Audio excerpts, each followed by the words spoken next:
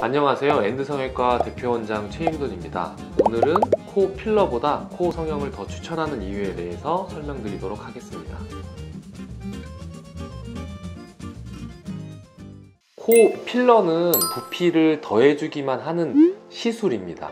반면에 코 성형은 부피감이 너무 많은 곳은 좀 줄여서 슬림하게 만들 수도 있고 높이가 너무 낮은 곳은 높여줄 수 있습니다. 필러는 약간 젤리 같은 성상입니다. 약간 눌려지면 옆으로 퍼지는 성격이 있습니다. 그래서 코가 높아지기는 하지만 무조건적으로 옆으로 넙대대해질 수밖에 없는 한계가 있습니다. 그리고 지속적인 측면에서도 필러 같은 경우에는 보통 점점 흡수가 되면서 낮아지게 되고요. 흡수가 되는 과정에서 그냥 이렇게 쏙 흡수되는 게 아니라 약간 눌리면서 옆으로 퍼지면서 흡수되기 때문에 빠른 시일 내에 높이감은 소실되고 옆으로 넙대대함만 남게 돼서 점점 시간이 갈수록 모양에 대한 불만족이 오히려 더 많아지는 경우가 많습니다.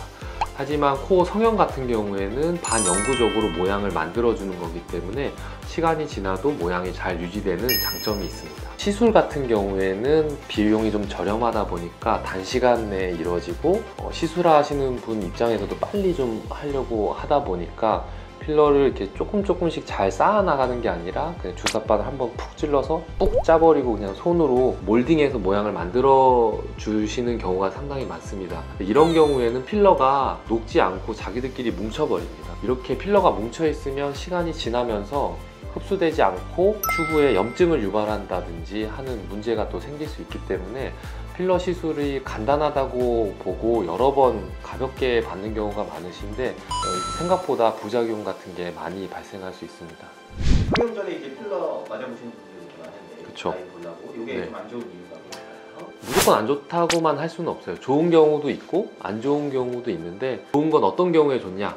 코 성형 수술은 모양이 어떻게 될지 좀 감이 안 오시는 경우에 수술하면 코가 어떻게 높아질지 체험하는 정도 수준에서 필러를 적절하게 1cc 미만으로 녹는 필러로 맞아보는 경우에는 좋을 수 있습니다.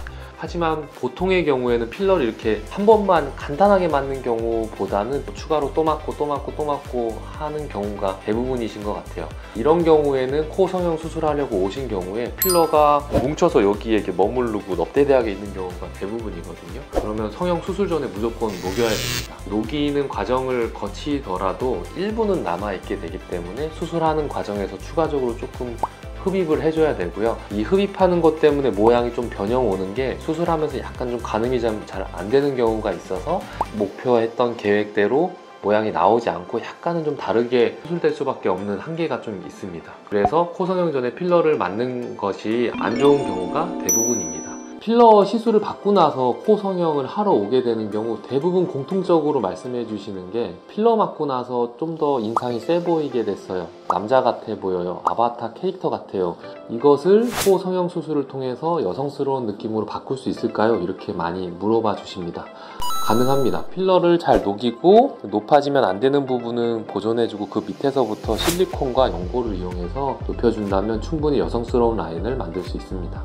코 성형 수술을 했는데 내가 마음에 드는 높이가 아니라서 좀 높이를 전체적으로 다 높이고 싶어서 필러를 콧대 코끝을 다 맞아버린다, 이런 것은 좋지 않습니다. 오히려 실리콘이 자리 잡히는 것에 방해를 줄 수도 있고요. 실리콘과 섞이면서 염증을 유발한다든지 실리콘에 밀려서 옆으로 퍼져버리면서 높이지는 못하고 옆으로 뚱뚱하게만 만들게 되는 경우가 많아서 코 성형 수술 후에 필러를 다량 주입하는 것은 추천드리지 않습니다.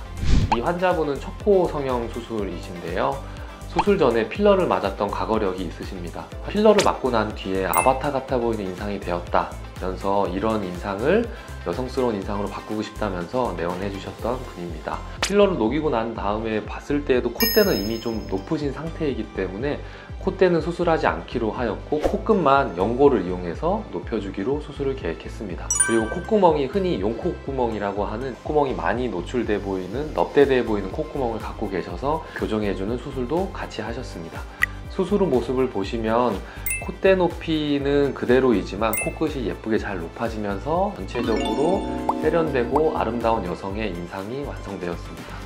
예, 이 환자분도 첫 수술 케이스이신데요. 이전에 필러를 맞고 난 후에 인상이 더 좀 안 좋아진 것 같다면서 내원하셨습니다. 원래도 이마, 와 아래 턱에 비해서 가운데 얼굴이 쭉 함몰되어 있는 인상이어서 얼굴에 입체감이 상당히 없어 보였었는데 필러를 좀 맞아서 코를 전체적으로 높여주면 인상이 좋아지지 않을까 하는 기대감에 필러를 맞으셨다고 하셨는데요.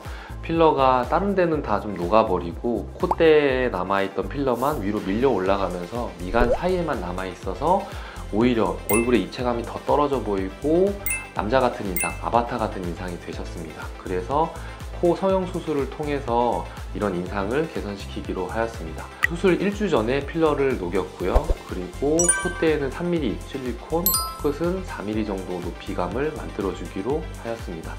그리고 가운데 얼굴이 너무 함몰되어 있으면서 인중도 너무 들어가 있었기 때문에 인중을 돌출시켜주는 인중코 수술 혹은 비순각 개선 수술을 같이 시행하였습니다. 수술 후 모습을 보시면 돌출입스러웠던 인상이 개선되어서 입도 들어가 보이고 가운데 얼굴의 볼륨감이 상당히 좋아졌고요. 그리고 이마에서 미간, 콧대, 코끝으로 연결되는 라인이 X자 라인이 되어서 여성스러운 인상이 완성되었습니다. 그래서 전에는 약간 삐진 듯하고 얼굴이 넙대대하고 입체감이 죽어 보였었는데 수술 후에는 훨씬 세련된 인상이 완성되었습니다. 네, 이 환자분은 세 번째 코 재수술 케이스입니다. 두 번째 코 성형 수술을 한 뒤에도 높이감이 좀 아쉬운 게 있어서 수술 후에 콧대 코끝에 필러를 더 추가적으로 맞으셨다고 하셨습니다. 그래도 인상이 개선되지 않아서 세 번째 코 성형 수술을 위해서 내원해 주셨습니다. 앞서 말씀드린 것처럼 콧대는 너무 높고 인중 부분이 튀어나와 있어서 남자 같은 인상을 주고 있고요.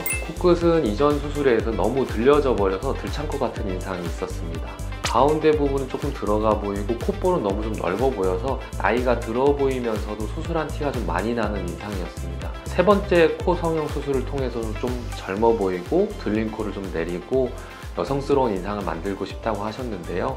실리콘은 교체를 하였고 코끝은 연고를 이용해서 들린 코를 좀 내리면서 높이를 좀 더 높여드렸습니다. 그리고 나이 들어 보이는 인상을 젊어 보이도록 바꾸어 보았습니다. 수술 후 모습을 보시면 이마에서 연결되는 라인이 아름답게 바뀌어졌고 훨씬 더 세련되고 젊어 보이는 인상이 완성된 것을 볼 수 있습니다. 여기까지 엔드성형외과 최임돈 원장이었습니다. 감사합니다.